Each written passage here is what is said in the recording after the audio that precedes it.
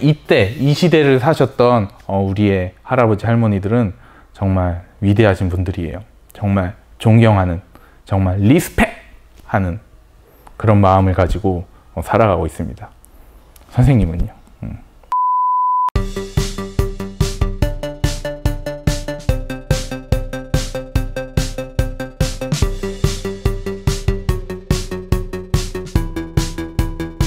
여러분 안녕하세요.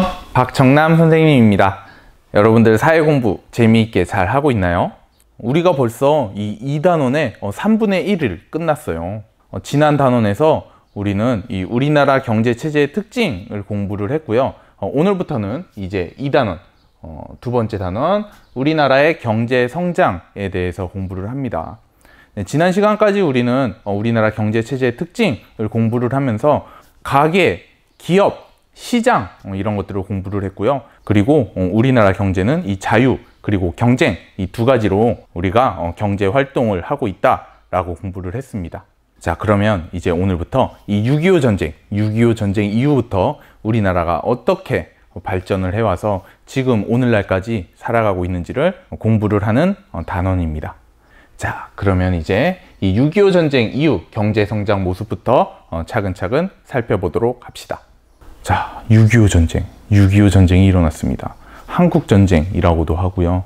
정말 끔찍한 그런 정말 다시는 있어서는 안 될 그런 전쟁이지요. 1950년 6월 25일 일요일 새벽에 이 북한에서 기습적으로 남침을 합니다. 전쟁에 대한 준비가 아무것도 되어 있지 않던 우리나라는 속수무책으로 밀려서 저 밑에 부산까지 밀리게 됩니다. 그러다가 이 메가더 장군의 인천 상륙 작전, 이 작전을 통해서 이 우리나라와 이 유엔군들은 다시 힘을 얻어서 쭉 북쪽으로 밀고 올라가죠. 그렇게 북쪽으로 밀고 올라가다가 중공군, 이 중국 공산당, 중공군들이 중국에서부터 수많은 인원으로 쭉 다시 밀고 내려오면서 우리 국군과 유엔군들은 다시 밀려 내려옵니다. 그렇게 3년여간의 엄청난 전쟁을 끝으로 이 휴전을 하게 되죠. 이 3년이 넘는 기간 동안 전쟁을 한 우리나라는 정말 폐허가 됐습니다. 폐허가. 수많은 건물들이 다 부서지고요. 집도 잃어버리고요. 엄청나게 많은 사람들이 죽거나 다쳤습니다. 그리고 가족끼리도 뿔뿔이 흩어지게 되고요. 정말 이 전쟁 이후에 우리나라는 상상도 하기 싫네요. 이 사진들 한번 보세요. 이 6.25 전쟁으로 파괴된 서울 사진. 네. 교과서 104쪽. 보여요? 엄청나죠? 네. 이런 땅에서 우리의 할아버지 할머니들, 증조 할아버지 할머니들은 어떻게 사셨을까요? 엄청나게 힘든 삶을 사셨을 겁니다. 국토는 다 폐허가 됐고 일할 사람들은 다 죽어서 없고 정말 힘들었을 겁니다. 그래서 이런 파괴된 것들을 복구하고 경제적으로 이 어려운 시기를 우리 할아버지 할머니들은 어떻게 극복을 해왔을까요? 어떻게 극복을 해왔는지 살펴봅시다. 네, 1950년 6.25 전쟁이 끝나고 폐허가 된 우리나라, 경제적으로 자립할 힘도 하나도 없는 이 우리나라, 이 전쟁으로 파괴된 모든 것들을 다 복구하고 극복하고 다시 열심히 살아가야 했습니다. 그때 우리나라는 전혀 어떻게 경제적으로 자립할 힘이 하나도 없었습니다. 그래서 이렇게 살기 힘든 우리나라를 다른 나라에서 굉장히 많이 도와줍니다. 그중 대표적인 나라가 이 미국인데요. 이 미국에서 우리나라를 굉장히 많이 도와줘요. 그렇게 다른 나라에서 우리나라를 도와주는 것을 두 글자로 원조라고 합니다. 원조. 원조라고 해요. 이 원조라는 것은 물건 또는 돈, 식량 이런 것들을 지원해주는, 도와주는 그런 게 바로 이 원조입니다. 그래서 우리는 이 미국으로부터 굉장히 많은 원조를 받습니다. 그렇게 미국을 비롯한 다른 나라에서 원조를 받은 우리나라는 그 전까지 우리나라는 농업 중심이었어요. 농업. 이 농사를 주로 짓던 우리나라의 산업 구조를 공업 중심의 산업 구조로 바꾸려고 노력을 합니다. 그리고 그렇게 바꾸어 나갔고요. 그런데 이 처음부터 엄청 크거나 엄청 대단한 그런 물건들을 만든 것은 아니었어요. 처음에 시작은 이 작은 것들부터 시작을 합니다.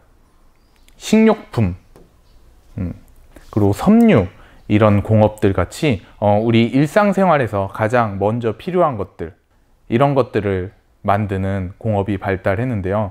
그런 산업을 소비재 산업이라고 합니다. 소비재 산업.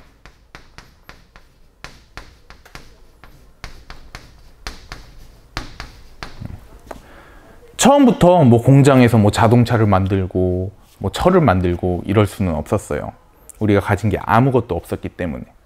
그래서 가장 중요한 먹을 거, 입을 거, 이런 것부터 만들기 시작하죠. 그래서 이 대표적으로 식료품과 섬유 공업, 이런 것들을 특히 미국에서 많이 원조를 받는데, 대표적으로 세 가지를 이야기를 하는데요. 그것들은 바로 이 밀가루, 그리고 설탕, 그리고 목화, 이런 것들을 미국으로부터 굉장히 많이 원조를 받아요. 이 목화가 뭔지 아나요? 목화는 이 면을 만드는 거예요. 옛날에 그 문익점 기억나요? 네, 문익점이 붓뚜껑에다가 목화씨를 숨겨가지고 와가지고 면을 만들었죠. 그런 이 목화, 그리고 설탕, 밀가루, 이런 것들이 미국에서는 굉장히 많이 생산이 됐거든요. 미국에서 굉장히 많이 생산된 것을 우리나라에 도와줬는데, 그것들을 바탕으로 우리는 이 소비재 산업을 발전시키게 됩니다. 그래서 이 밀가루, 설탕, 이 목화, 이 세 가지가 전부 다 색깔이 무슨 색이에요?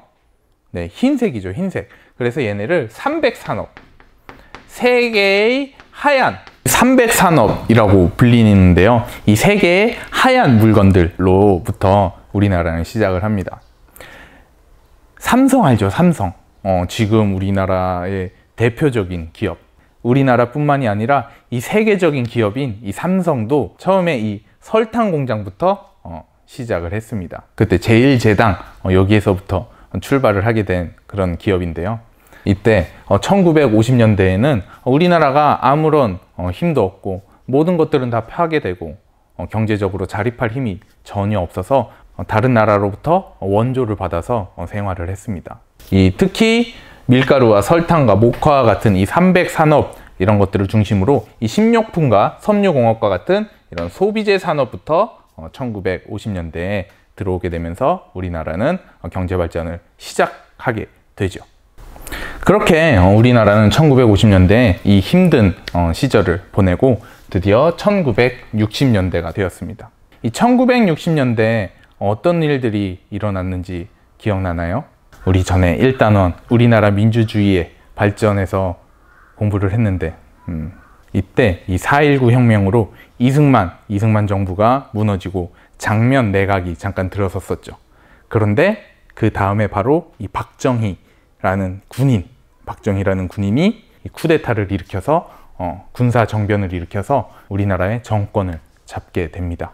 그런데 이렇게 이 쿠데타로 정권을 잡은 이 박정희 정부는 오로지 이 한 가지 목표를 위해서 달립니다. 이때 이 4.19 혁명, 이런 것으로 우리나라 국민들은 이 민주주의에 대한 열망이 뜨거웠어요. 그런데 이 군사 정변으로 군인들이 정권을 잡게 되자 이 나라에서는 굉장히 시끄러웠겠죠.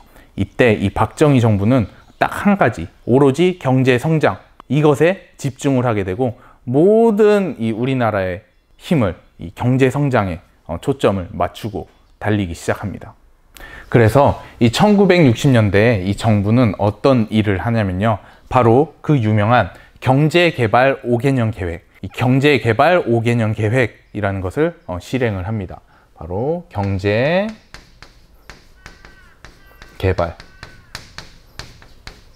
5개년 계획. 이거는 굉장히 중요해요. 이 경제개발 5개년 계획으로 우리는 정말 엄청난 경제 성장을 이루었다고 이야기를 할 수가 있습니다. 이 경제개발 5개년 계획은 이 박정희 정부에서 처음으로 만든 건 아니에요. 그 전에 잠깐 있었다는 그 이 장면 내각에서 처음에 계획은 했지만 이 쿠데타로 그 계획을 실행시키지는 못하고 이것을 실행시킨 것은 이 박정희 정부가 되겠습니다. 이때부터 이 경제개발 5개년 계획으로 우리나라는 경제 성장을 시작하게 되는데요. 우리나라가 이때 전혀 아무런 돈이 없죠. 다른 개발도상국이나 이런 데에서는 그때 뭐 석유도 나고 지하 자원도 풍부하고 그래서 돈이 없으면 이런 석유들 이런 거 캐다가 팔아요. 철광석 이런 거 캐다가 팝니다. 이런 지하 자원을 바탕으로 돈을 벌 수가 있었는데요. 우리나라 같은 경우에는 전혀 아무런 지하 자원이라고는 찾아볼 수가 없었어요. 석유 한 방울도 나지 않는 나라가 바로 이 대한민국이었습니다. 그러면 이런 지하 자원, 천년 자원이라고는 하나도 없는 우리나라는 오로지 믿을 건 사람의 힘밖에는 없었어요. 사람의 힘, 바로 노동력입니다. 이 노동력을 바탕으로 엄청나게 많은 일들을 하게 되죠. 풍부한 노동력, 값싼 노동력, 이것을 가지고 우리나라 정부는 제1차 그리고 제2차 경제개발 5개년 계획을 통해서 수출을 하기 시작합니다. 이때 수출을 했던 것들은 굉장히 가벼운 것들이었어요. 옷, 신발, 가발 뭐 이런 것들을 수출을 하면서 우리나라는 먹고 삽니다. 그래서 이렇게 이 경제개발 5개년 계획으로 이 공장에서는 경공업을 중심으로 발전을 하면서 수출을 하게 되는데요. 이 수출을 하기 위해서는 뭐가 필요합니까? 수출을 뭘로 해요? 비행기로 갈 수도 있고요. 또는 배로 갈 수가 있겠죠. 근데 비행기는 가격이 너무 비싸잖아요. 운송비가. 그래서 이 배, 그래서 요 항만이 이 항구를 이야기를 하는데요. 그래서 이 항만 그리고 고속국도, 이때 그 경부고속도로가 처음으로 깔리게 됩니다. 그리고 발전소, 그리고 정유시설. 이 정유시설이라는 것은 원유를 수입을 하거든요. 그러면 이 원유를 가지고는 바로 사용을 못해요. 이 원유를 가공을 합니다. 가공을 해서 이 석유로 바꾸어서 사용을 하게 되는데 그런 시설들, 우리나라가 수출을 좀 더 많이 할 수 있도록 기반을 닦아놓는 일을 합니다. 1960년대예요. 그래서 이런 시설들은 바로 물건들을 생산하고 운반하고 공장에서 만든 이 물건들을 이 고속국도를 통해서 바닷가 쪽으로, 항만 쪽으로 가면 이 항만에서 배를 싣고 수출을 하는 거죠. 그래서 물건들을 생산하고 운반하고 수출 할 수 있는 기반들을 만들기 시작합니다. 그리고 이 기업에 엄청난 특혜들을 주게 됩니다. 이 기업들에게 대폭적으로 세금을 깎아주기도 하고요. 그리고 여러 가지 물건들을 만들어서 다른 나라에 수출을 할 수 있도록 많은 지원을 해줍니다. 그래서 이 기업에게 세금을 조금 낼 수 있도록 해주고요. 다양한 물건들을 만들어서 수출을 할 수 있도록, 수출을 많이 할 수 있도록 기업에게 지원을 많이 해주게 되죠. 이제 기업입니다. 이 정부에서 만든 이런 기본적인 이런 계획, 그리고 기초적인 시설, 이런 것들을 토대로 우리나라의 이 기업들은 많은 물건들, 많은 제품들을 생산해서 수출을 하기 시작하죠. 그래서 이 경제개발 5개년 계획에 따라서 우리나라 처음에는 이 가벼운 공업들, 경공업이라 그러거든요. 경공업. 이거 5학년 때 배웠죠? 경공업, 가벼운 것들. 이 경공업, 그리고 중화학공업, 이런 것들 5학년 때 아마 배웠을 거예요.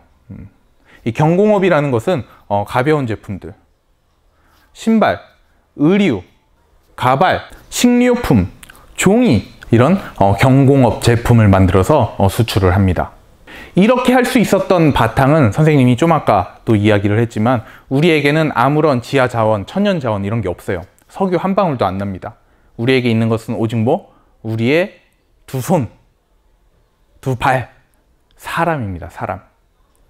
바로 노동력입니다. 풍부하고 저렴한 노동력, 이것을 바탕으로 우리나라는 이 경공업 제품들을 만들기 시작합니다. 그래서 요새 여러분들 옷 같은 거 보면 뭐라고 많이 써 있어요? 메이드 인 어디라고 돼 있습니까? 메이드 인 좀 전에는 메이드 인 차이나 제품이 엄청 많았었는데, 요새는 메이드 인 차이나도 별로 없고, 뭐 메이드 인 뭐 베트남, 뭐 메이드 인 방글라데시, 뭐 이런 제품들이 많아요. 이런 동남아 국가들이 요새 노동력이 엄청 싸거든요. 그래서 그쪽에 공장을 지어서 그쪽에 값싼 노동력을 바탕으로 이런 옷 같은 거, 신발 같은 거, 이런 것들을 만듭니다. 우리나라가 그때 그랬어요. 그래서 우리나라 메이드 인 코리아 제품 하면 값싼 거, 이런 인식이 있었습니다. 요즘은 아니죠. 요즘은 메이드 인 코리아 하면 뭐 엄청 비쌉니다. 일단 노동력도 비싸고요. 요새 메이드 인 코리아 하면 옷 이런 거 별로 없죠. 뭐 반도체, 뭐 TV, 뭐 선박, 이런 거예요. 요새 메이드 인 코리아는요. 네. 하지만 이때 1960년대에는 이 풍부하고 저렴한 노동력을 바탕으로 가벼운 이 경공업, 옷, 신발, 뭐 가발, 이런 것들을 주로 만들어서 수출을 했습니다. 자, 이 교과서에는 이렇게 이 정부와 기업, 이 두 가지의 노력만 나와 있는데요. 선생님이 생각하기에 우리나라가 이렇게 발전할 수 있었던 것은 이 정부 그리고 기업, 이 둘이서만 노력을 한 것이 아닙니다. 바로 우리의 이 노동력, 열심히 이 공장에서 일을 한 바로 우리 할아버지, 할머니들이죠. 그리고 이때 어떤 일들이 있었냐면, 이런 거 정유시설, 발전소, 고속국도, 항만, 이런 것들을 만들려면 돈이 필요하잖아요. 근데 우리나라 돈이 없어요. 어떻게 했을까요? 돈 좀 빌려주세요 해도 다른 나라들에서 안 빌려줍니다. 그래서 이때 일본으로부터도 돈을 얼마를 받고요. 그리고 저기 독일, 서독, 그때는 서독이었어요. 이 서독에 우리나라 사람들을 보내요. 광부로요, 간호사로요, 광부, 서독 파견 간호사, 이런 사람들의 이 돈, 월급을 담보로 독일에서부터도 돈을 빌려옵니다. 그리고 이 전쟁 이런 데 파병을 막 보내요. 그때 월남전이라는 전쟁이 저기 베트남에서 있었는데, 그런데 우리나라 군인들을 보내서 돈들을 막 끌어모읍니다. 그것들은 누가 한 거예요? 정부가 한 것도 아니고요, 기업이 한 것도 아닙니다. 우리들의 할아버지, 우리들의 할머니, 증조 할아버지, 증조 할머니들의 그 희생, 그리고 노력, 이런 것들로 1960년대에 이런 경제 발전이 있었습니다. 선생님이 지지난 시간에 그 우리나라 경제 체제의 특징을 이야기를 하면서 아무도 뭐 우리나라를 위해서 열심히 삽시다, 우리 다 화이팅 합시다, 이렇게 하지 않는다 그랬잖아요. 그거는 그냥 선생님이 그 시장경제 체제에 대해서 설명을 해주기 위해서 그랬던 거고, 사실은 정말 우리 할아버지 할머니들의 세대는 우리나라를 위해서, 그리고 우리 자식들을 위해서 엄청나게 노력을 하신 분들이에요. 그분들의 그런 희생과 노력이 없었으면 정말 우리나라는 이렇게 발전하지 못했을 겁니다. 이때 이 시대를 사셨던 우리의 할아버지 할머니들은 정말 위대하신 분들이에요. 정말 존경하는, 정말 리스펙하는 그런 마음을 가지고 살아가고 있습니다. 선생님은요. 여러분들도 그런 분들께 감사하는 마음을 가지면서 살면 좋겠어요. 그분들 덕분에 우리가 이렇게 지금 컴퓨터에 앉아서 유튜브도 보고 이렇게 공부도 할 수 있고 이런 거 아니겠어요? 그래서 이 1960년대에는 이 정부에서 경제개발 5개년 계획, 그리고 수출을 위한 기반 시설들, 그리고 기업들에게 준 혜택, 이것들을 바탕으로 이 기업에서는 풍부한 노동력을 바탕으로 경공업을 발전시켜서 수출을 하기 시작했다. 이 정도로 정리를 할 수가 있겠습니다. 다음 시간에는 이제 이 1970년대, 80년대에 대해서 공부를 할 건데, 그때는 이제 이 경공업에서 좀 더 발전을 해서 중화공업, 철강 이런 것들을 만들기 시작합니다. 그러면서 그때 대폭적으로 우리나라는 발전을 하게 되죠. 네, 이 이야기는 다음 시간에 다음 시간에 이어서 또 해보도록 합시다. 자, 그러면 오늘 수업 여기까지 하고요. 네, 다음 시간에 만나요. 제발 안녕.